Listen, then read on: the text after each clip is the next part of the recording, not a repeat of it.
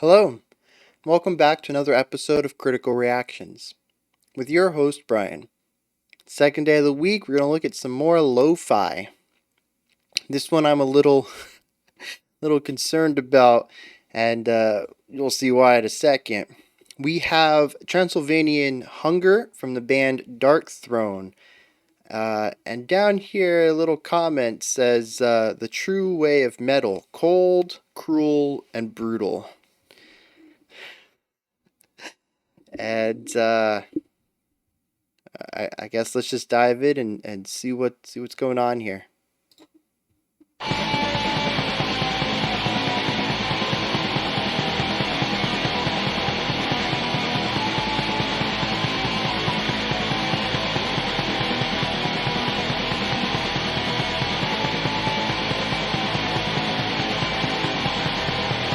Very compressed, very lo-fi.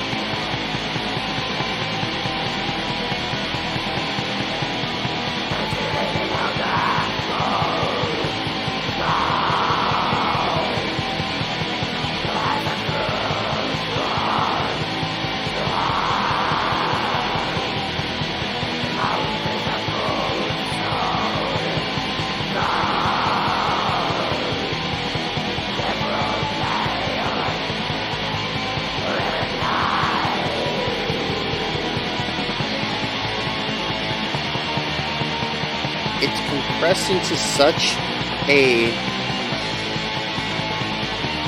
narrow soundscape that really the only things that escape are cymbal, bass kick, and guitar. I don't hear anything else in the kit. I don't hear a bass guitar.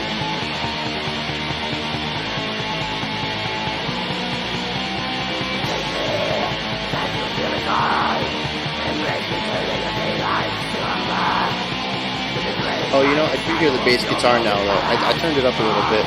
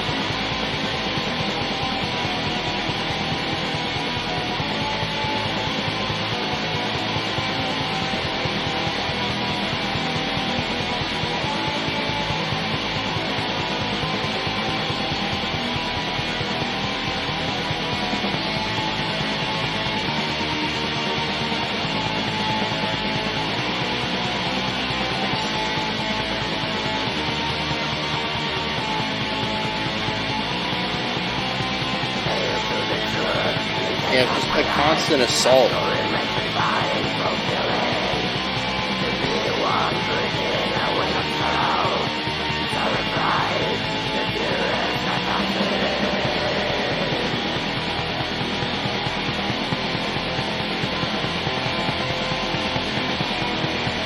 Yeah, just constant assault of those 16th notes. Just no stopping. All instruments are on them, and of course, just some really brutal vocals.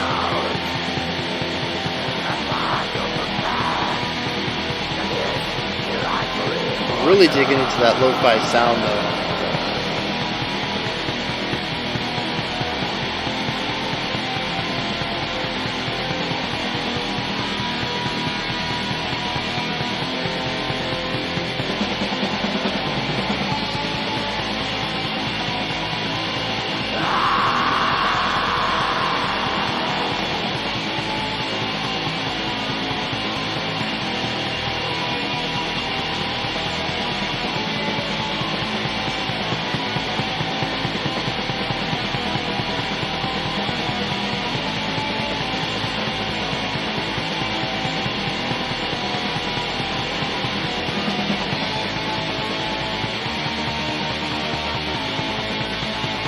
It's really interesting that the tone of the guitar is so distorted and compressed and mixed into that lo-fi element that it's almost difficult to hear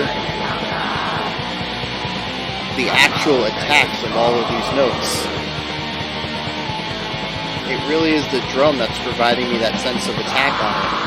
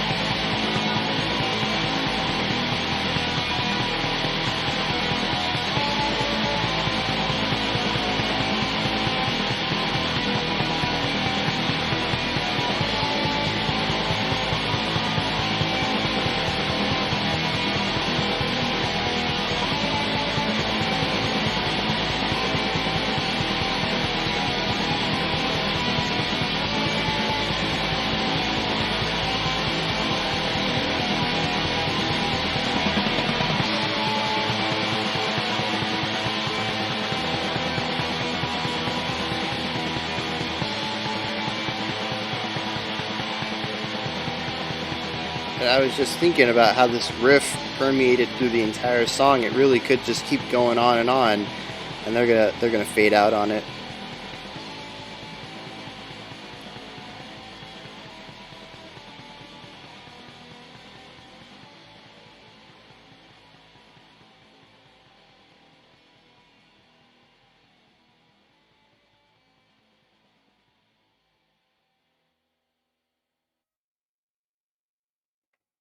Wow, 12 seconds of silence on this track. It's pretty lengthy, at least in my opinion. I do want to. I'm gonna listen to the beginning real quick.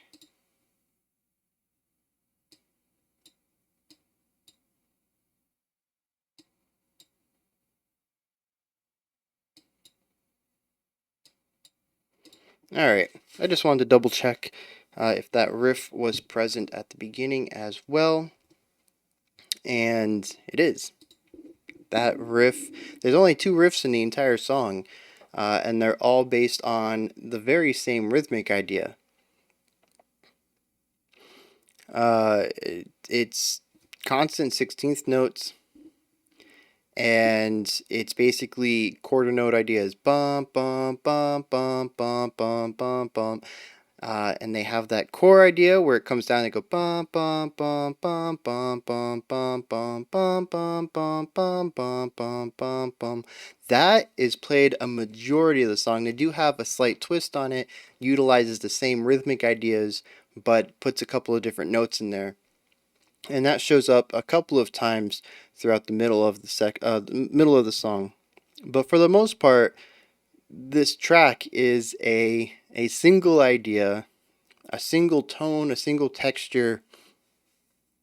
It is very focused in its delivery and its production and its atmosphere, everything. Which could be interesting, I suppose. I don't know if this is their MO or if this is something specific on this track, but it is called Transylvanian Hunger, which brings ideas of vampires, and they tend to be very single track minded when they're hungry, at least as portrayed in pop culture. So, I mean, I guess it kind of works on that level.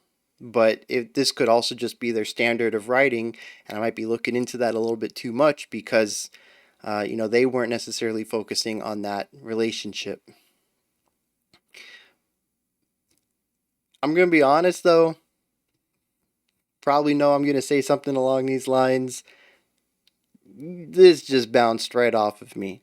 We're gonna get into some analysis on this in a second, but I want to preface this by saying I did not particularly enjoy this at all. The lo-fi is not my favorite kind of production style. The harsh vocals are not blackened vocals are just not something I've quite warmed up to. I do enjoy them more than growls, I think. There's a couple of growls that I've kind of acclimated to a little bit, but for the most part, I do enjoy these blackened vocals a little more than traditional growls. Still not one of my favorite vocal delivery styles though. And then the song is highly repetitive, which is just another thing I typically do not enjoy in music. So they really hit three of my biggest pet peeves, I guess you could say, three of the things that just don't jive with me too well musically, and combined them all into a song that just really bounced off of me.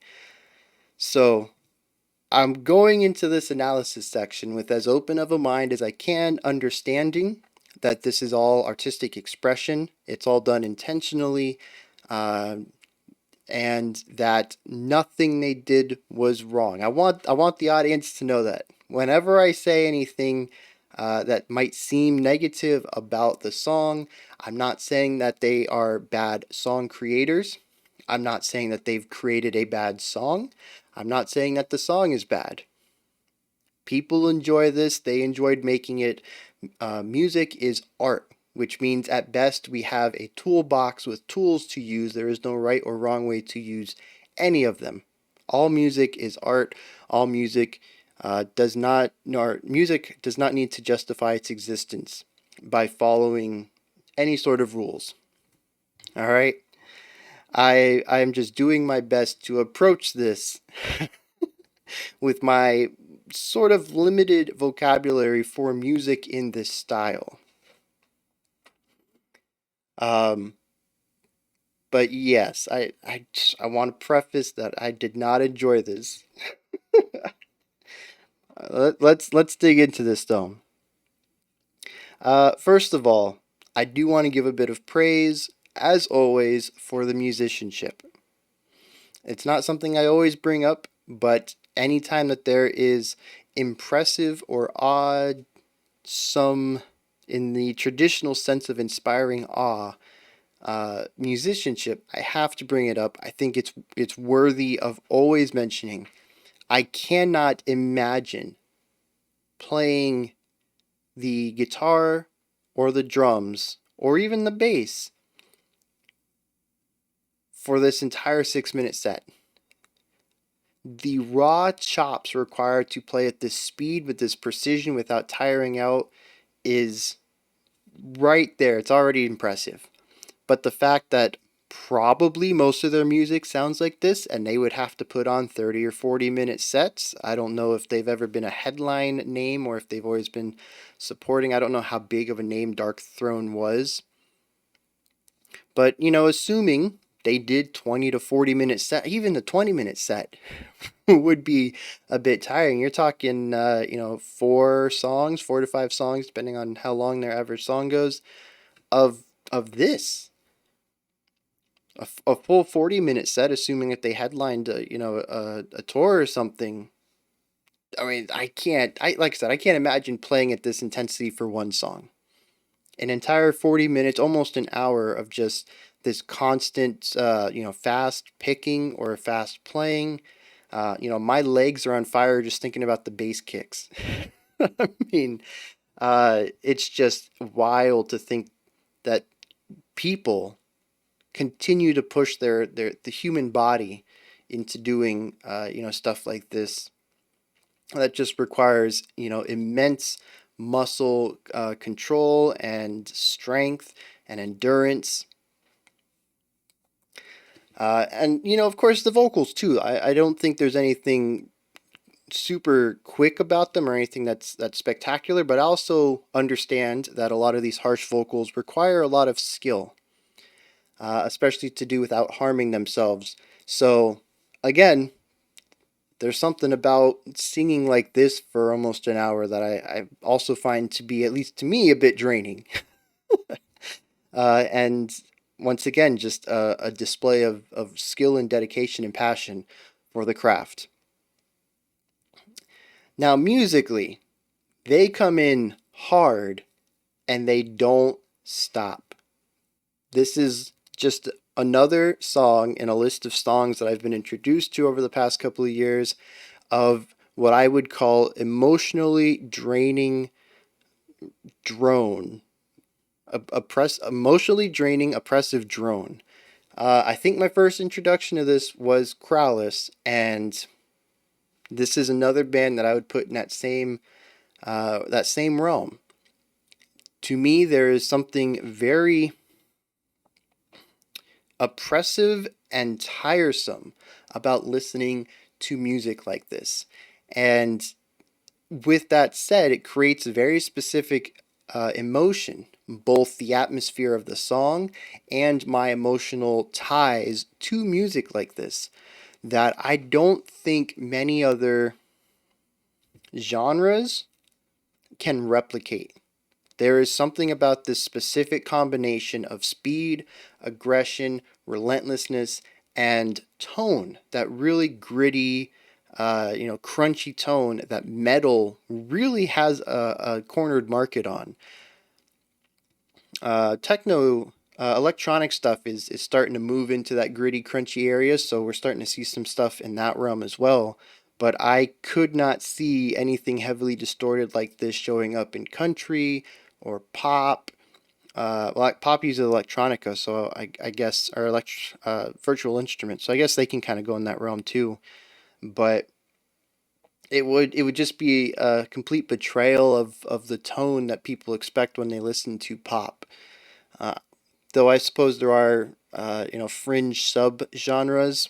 I'm sure there's a dark pop out there that would revel in this, but maybe with poppier production and vocals. I don't know. There's so many different kinds of music out there. But anyways, metal just, at least up until presently, has had a really strong cornering on this style of music. It's been really something that they can achieve that not many other genres can. So to really hone in on that crunchiness and dirtiness, the speed and aggression, and deliver it at such a level that is, at least for me, emotionally fatiguing, it's definitely one of those things that I have to appreciate, even if I do not like it at all. There's something definitely unique and artistic in this sort of musical expression. The lo-fi is interesting though. I don't know if I acclimated to it because yesterday I did not. The lo-fi was really present to me in every second of the song, but for this one, I turned up the volume a little bit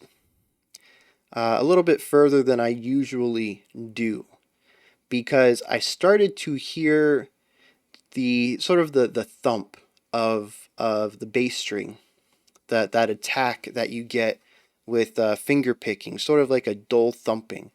Um, and originally it was kind of bleeding into the bass kick, but I started to hear a little bit of changing tones with it, with the guitar, and I was like, okay, what is that? It sounds like it could be a bass string, but I'm not really hearing a lot of the bass qualities to it other than on the attack. So I started to turn it up, and every time I would turn it up, I would hear a little bit more out of it. And I don't know if I necessarily always want to do that. I do think that I turn the volume up a little past what I would normally consider comfortable listening. But it was the only way that I could really hear the details of the lo-fi production. It really does kind of compress everything into a sound together. I think the drums are really the highlight of that. Even though I had the volume turned up, I still really didn't hear much other than mostly the hi-hat. Well, the cymbals in general, I think it's just the hi-hat was used the most often. I did hear a crash or a splash somewhere to end a phrase or to begin a phrase, but it was mostly hi-hat stuff, I think. And then the bass kick. The snare either sounded just like the bass kick or was getting muddied up in other ways. And I feel like this is more of a traditional, like a punk thing, alternating bass and snare with the hi-hat going off on both of them, just done at a ridiculously fast speed. But I could not hear that snare hit too well if it was there. And I'm still trying to come to terms with why someone would do that. I understand that the overall picture of the song, the overall soundscape, is drastically different when we go to something super compressed and lo-fi like this.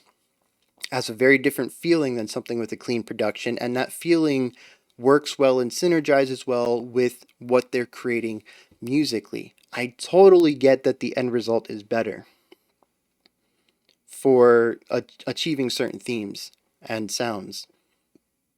But at the end of the day, so much of the nuance gets covered up. And I don't know, I think it's just because I've always been on that clean side of production, or in, orchestral settings where you want all the instruments. If you're playing something that's supposed to be heard, then it gets heard. I mean, that's why every instrument has dynamic markings on the paper. If your part's not supposed to be as heard, it won't be as loud, but you're still going to be heard. It's just going to be a little quieter than everybody else. There's very rarely that I've heard a part that was written that was designed to be so quiet you didn't notice it anyways. So just coming from my background of mostly mainstream musics, which tend to have clean productions, and then classical and jazz style playing, where every part that is written is intended to be heard in some capacity, I'm just really used to being able to hear everything, and to not hear that is such a foreign concept to me. And I'm getting there, right? We've had these conversations with post rock as well. Any sort of genre that compresses all of the sound into sort of a wall of sound, into a centralized ball, an amorphous sonic concept rather than individual elements. And like I mentioned, I understand that the end result is intentional and it's designed to help augment the style of playing that they're going for. It is just such a weird idea to play something and be okay with people not hearing it. You're putting in the effort to get those snare hits in. At least I would want that to be heard. But I guess there is something about having that musical integrity being more important than the individual recognition. I suppose that might be some of it. Just, the music sounds better if you can't hear the snare, even though I did all that snare work, so we're going to leave it as it is. We're not going to try to bump the snare up at all, I suppose. Which I totally get too. But it's such a different realm of music for me, and I'm still acclimating to it. But like I said, there's a lot of repetition going on here. There's not a lot of really musically interesting things. A lot of it really is just what sounds cool, what sounds crunchy. It's really about how the sound of the song is portrayed, rather than really trying to implement, classically theoretical ideas into the music. And of course, as we've discovered in the past, this is a process of writing called sonorism. And yeah, I mean, it's its own little deal. Metal is pretty big on it, making songs that sound cool, creating music based on how it sounds, not necessarily, any specific ideas. So yeah, a little weak in musical analysis here, but a lot to talk about regarding production and atmosphere, and creating a specific sense of oppression and just driving into it. I mean, these guys just nailed that. Even though I didn't like it, I got to give them props for going out, with a goal and achieving it. So those are my thoughts on Darkthrone's Transylvanian Hunger. This is where you guys come in. Hit me up in the comments. Anything you want to talk about down there, let me know if you enjoyed this or not. Maybe it bounced off of you. Maybe this is your perfect kind of music and you've been trying to get me to check out Darkthrone for years, and you're happy it's finally on the channel. Whatever. Drop some comments. Above that is a description box. In there is a link for Linktree, and that is a pretty nifty resource. It's a menu with everything related to the channel, whether you'd like to join the Discord server support me on Patreon, follow me on Twitter, all sorts of things. There's like 11 links in there. Go check that out. Above the description box, like, subscribe, ring the bell. I greatly appreciate all of that. We have one more video coming out in 5 minutes. I believe it's a special selection. And then I'll be back tomorrow. As usual, 5 p.m. Eastern Standard Time, 9 p.m. UTC. We'll be moving on with some more lo-fi music. Until next time, remember to be critical, but not cynical of the music you listen to, and have a fantastic morning, afternoon, or evening, whenever you choose to watch my videos.